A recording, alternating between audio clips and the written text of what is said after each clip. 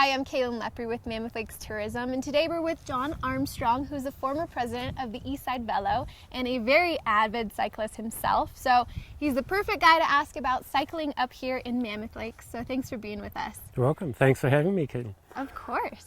This segment is brought to you in part by the National Forest that wants to remind you to leave no trace. So if you pack it in, pack it out.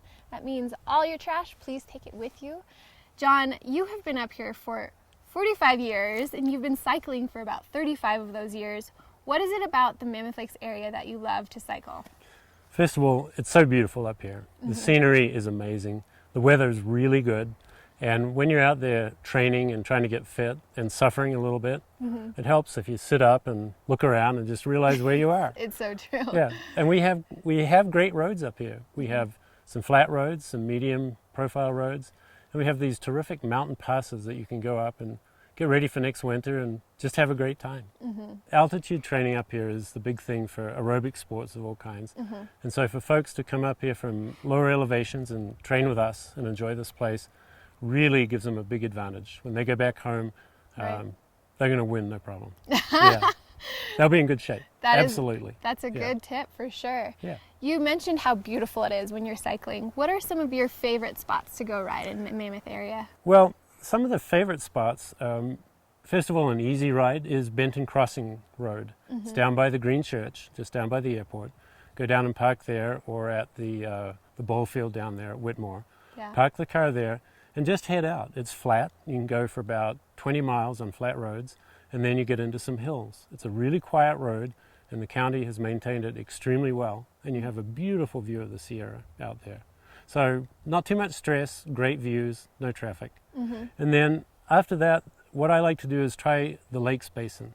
Start in town, go up the Lake Mary bike path, up Lake Mary Road. It's a beautiful bike path. And then a bit of a climb to get up there, so you just take it easy, spin, take your time. And then when you're up there in the Lakes Basin, you can tour the Lakes Basin, do a couple of loops up there, and then have a really pleasant, long downhill back into town. It's super accessible. Yeah. That's why it's one of my favorite ones. It's real close. And going up to the ski area or the Vista Point's the same for a moderate ride.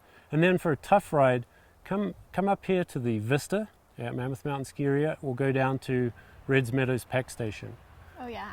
2.5, 3 hour ride, 4,000 feet of climbing, pretty steep, low gears, really tough. Yeah. And that's a good thing to do. If you're looking for a real workout, then that's something you just can't beat. Yeah, that is a great way to start.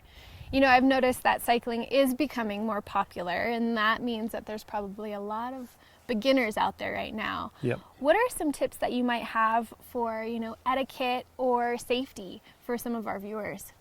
First of all, for personal safety, when you come here to ride, is acclimate, get used to the altitude. So start out on a flat ride, just ride around town. We've got a nice bike path in town, out Old Mammoth Road and around the township itself. Just get used to the altitude, take it easy. Ride for 45 minutes, not too much more. You must hydrate up here. We have very low humidity, high altitude, and you just have to sip away 1 water bottle per hour without fail. Yeah. And if you forget at the beginning, you cannot catch up. Right. And if it's cold in the morning, if it's cooler, you start out, you think, oh, I don't need to drink any water. But you do. You just have to do it. Absolutely. And then, of course, wear a helmet, wear some bright colored clothing, or a light, a flashing light on the back of the bicycle is good. I use one of those myself now. A lot of our club members in town do that.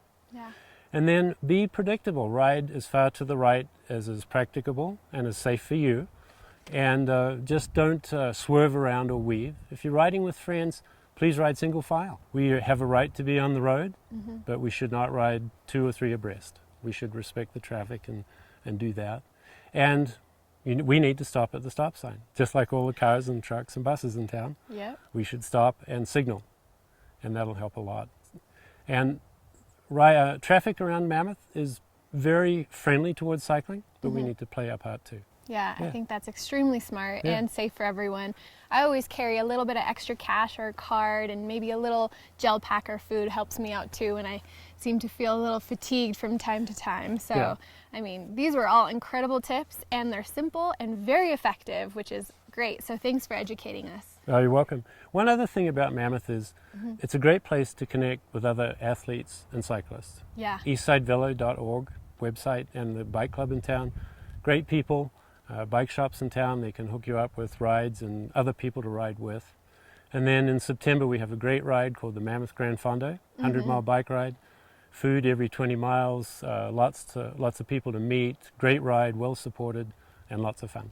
And good food. Yeah. Great point. Yep. So thank you again. Thank you guys for tuning in. We hope to see you up here cycling yourself and checking out the beautiful views. This has been your reminder, the mountains are calling.